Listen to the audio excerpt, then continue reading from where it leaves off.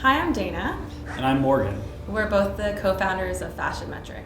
I pitched our idea of having this mobile app where shoppers, when they're shopping in a store for clothes, can take a picture of what they're deciding to buy and get access to a stylist in real time via the mobile app and get their opinion on what it is that they should buy so that they can help come to their final purchase decision while shopping. In this case, our customer hypothesis was a solo clothing shopper. We thought that shoppers that are in stores that are shopping by themselves don't have access to their friends that they would normally be shopping to ask their opinions. So we thought this customer segment would be interested in using something like this. And the problem hypothesis that we had for this customer segment is that they can't decide what to buy while they're shopping for clothes because they're shopping by themselves. And our solution hypothesis was, just as I said, this real-time advice via some mobile app.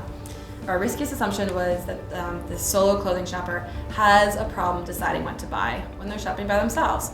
And so we set out to determine whether or not this was true, and we did this by following an exploration method, which means we go out to the clothing stores and stalked clothing shoppers that were by themselves and asked them really open-ended questions.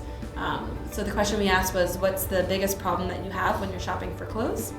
And we were hoping that 50% of the people that we talked to would give an answer that alluded to something around having a difficulty deciding what to buy. So that was our minimum success criterion for this experiment. Not a single person that we talked to that day said that they had a difficult time deciding what to buy. So that was really interesting for us to learn that, oh wow, if we built this mobile app to help shoppers decide what to buy while they're shopping, we would probably have a really hard time getting customers to use it because it's not necessarily a real problem that people experience. All of the guys we talked to during this experiment gave essentially the same answer, which was, we said, what's the biggest problem you have while you're shopping for clothes? And the guys we talked to said, well, actually the biggest problem I have is that I have trouble finding clothes that fit. By thinking that customers had one problem, we discovered a new problem, and this ended up formulating our next experiment. So now we're on to experiment number 2, and this is where the javelin board is really, really useful because we were able to now look, okay, well now our customer is a metropolitan guy between the age of 20 and 40 years old. But now we've also iterated on our problem hypothesis because we found out that really the problem that guys were expressing to us is they had trouble finding clothes that fit. And our solution is we want to help guys find clothes that fit. We want to figure out really how deep is that pain point. Do guys really want someone to help them find clothes that fit? Is this something that's actually a real validated problem? Once again, fit came out. This was the leading answer to it. It really validated this was a deep problem, and it was a deep problem within this customer segment. So we were able to then go on to the next experiment because we said, great, we go back to the javelin board and look and we go, okay, we validated the customer hypothesis, we validated the problem hypothesis, and this is really where we found the depth of that problem.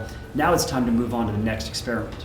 So what is the solution that would best solve their problem? So in our third experiment, we started to play around with this idea. So our initial idea was creating this landing page, basically, that pitched the value proposition of being able to gain access to an app that lets you find stores around you with clothes that fit. In this case, our riskiest assumption was, will people sign up for a service that helps them find clothes that fit? And we were hoping for a good 80% of the traffic that we drove to the site, we were hoping to sign up for our service.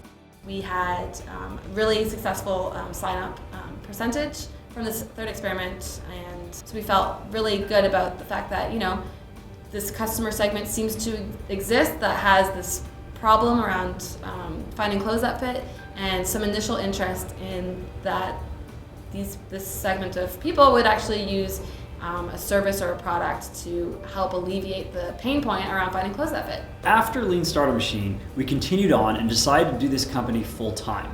But the great thing was we still had the javelin board, which we could use to continue to run experiments, because what we found out is we answered a lot of questions over the weekend, but we still had a lot more questions and a lot to learn from our customers.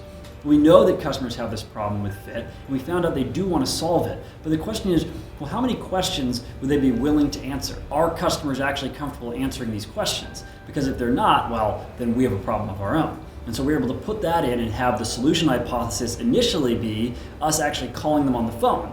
and asking them these questions. And we determined, okay, they're comfortable asking them on the phone, but now we need to iterate again. So once again, back to the Javelin board, and we have a new problem. Are customers willing to answer these questions on a website? So then the solution then is a website that asks these questions, but asks the smaller set of questions that we determined through our previous experiment they were comfortable asking. And so you can see how the Javelin board is actually something that goes beyond a weekend event, but actually can be used in your company every single day, because these are experiments that you're running continuously. At that point is when we actually built out our fit technology, and then we ended up driving tons of traffic to our site and creating relationships with brand partners and working with customers to fit them into hundreds of shirts at this point. At that point we had a fit technology validated, we had initial customer interest in terms of we know that they have a problem and we know that they're willing to use our service to solve the problem. So then really at that point we decided to build out a full e-commerce platform. You honestly are a different person on Friday night when you enter Lean Startup Machine than on Sunday night when you leave it. Yeah. You see the world differently, and there's absolutely no way that you can go back to the original you. It changes the way you think about things. It changes the way that you see problems, and it changes the way that you look at approaching all these ideas that you have in your head, and really gives you a concrete way and a methodology to look at problems and look at customers and really create something that people want.